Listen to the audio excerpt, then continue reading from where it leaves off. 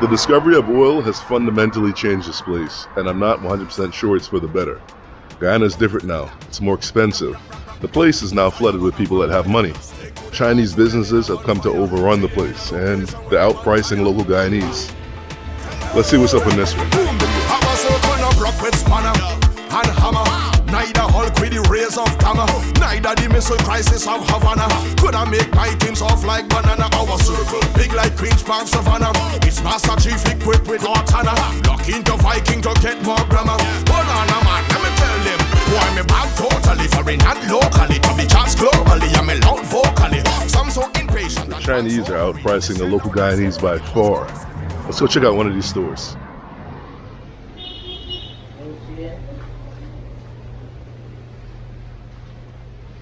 See, so they outprice local Guyanese, and also their stock is a hell of a lot better. See, something interesting is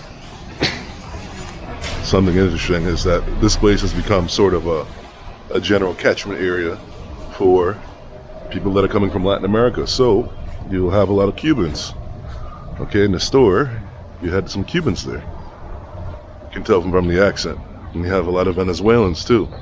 Okay, this is a place they can travel to without needing a visa for the Cubans. So Venezuelans, I think they might be here illegally. Instead of dancehall or some chutney, instead you're hearing all kind of Spanish things on the roadside.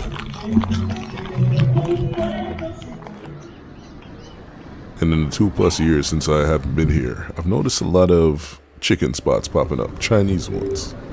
Let's go give it a taste, why not?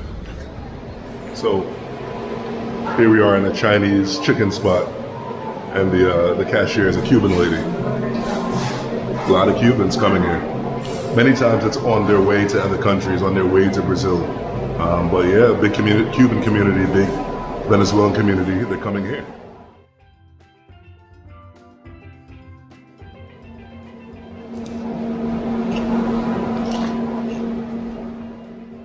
Guyana has always been a premier food destination. Not only is the cuisine unique and bringing influences from India, China, Western and Central Africa, other parts of the Caribbean, Western Europe, and the natives giving their spin on cuisine coming in from the interior. Not only is the food good, but Guyana provides the Caribbean with unlimited land space for agricultural growth. If you go to many islands throughout the Caribbean, what you'll find is Guyanese rice. And this lady, despite her inability to speak English, she's able to come in from Holguín, Cuba, and find a job here in this chicken spot. And because of the wage issues and increasing inaffordability, a lot of local Guyanese young folks are sort of discouraged to work. So yeah, I don't know if it's because I'm just coming off of the flu, or really I'm still in the flu, but the chicken is a little bit too greasy for me. So these dogs are gonna help me out. Couldn't bother clean out the bone. There's another dog, but she ran off with the piece I gave her. Despite my efforts to dress down, they know very well that I'm not from here. Literally everyone warns me, be careful walking around at night. Careful with that camera. Indicating a wider crime issue here in Central GT.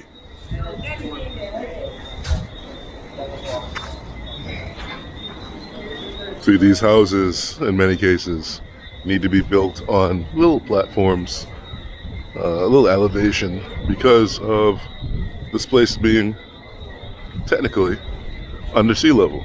Okay, the Dutch had their preoccupation with building things under sea level. So now Guyanese people have to deal with it.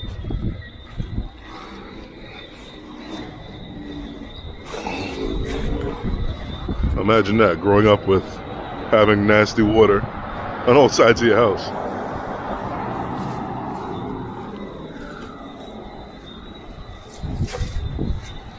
See.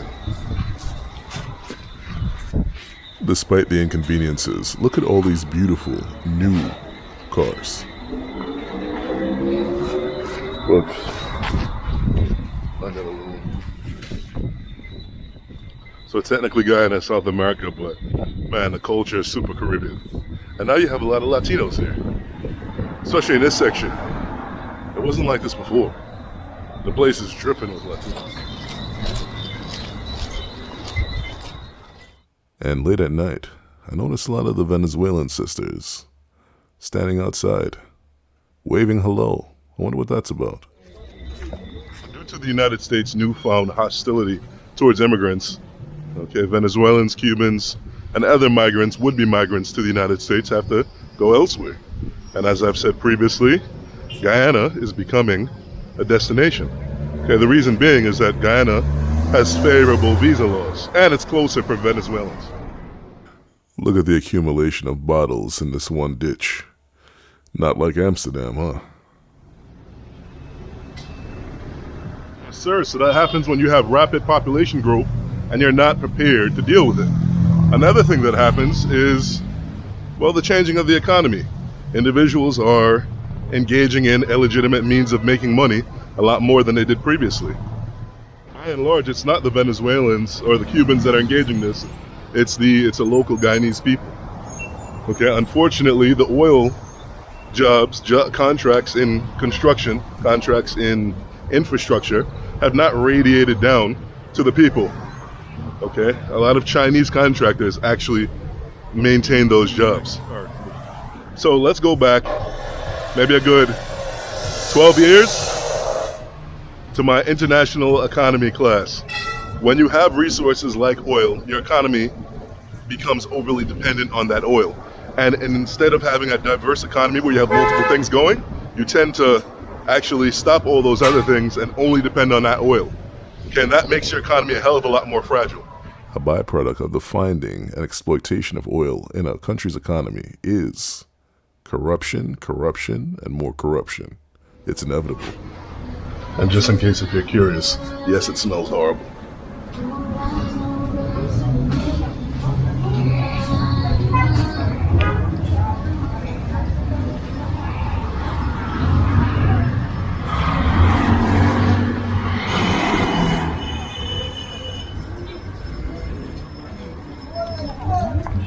See, this here is border market, but I don't have time for that right now.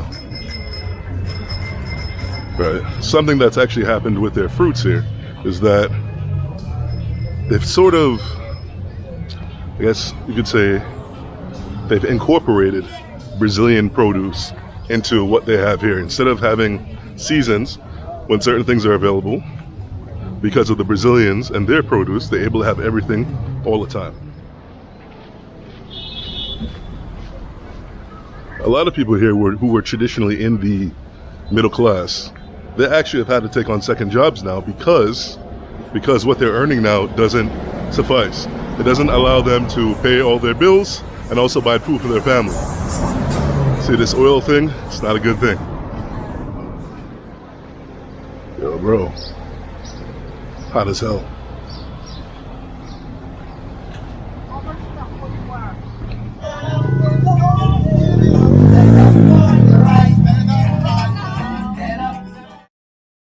When you're dealing with 30 Celsius, no trees, no breeze, you need hydration. And the best hydration isn't your Powerade, your Gatorade, those artificial things. Coconut water, they're the best thing. So, a friend of mine actually remarked that coconut water is an acquired taste. So a lot of my Yankee friends are not really used to the taste of coconut water. Better than Gatorade, boys. Better than Gatorade.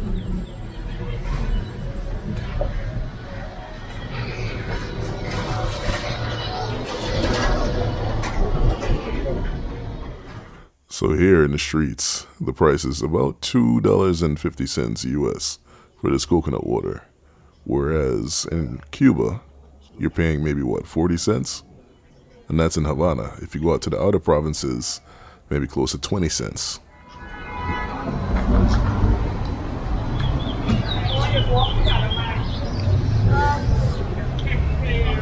So even though you guys have seen me in Cuba during the winter is not hot like this. This is a good 90 degrees Fahrenheit. Easy heat.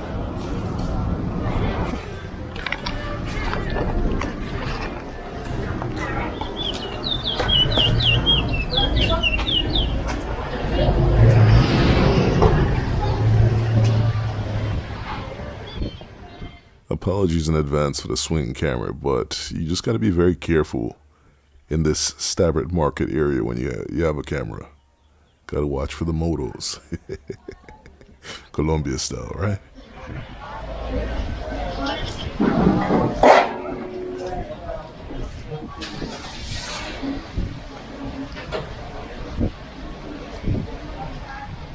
I'd like to thank you guys so much for watching this video. I'm going to catch you guys in the next one. Peace out.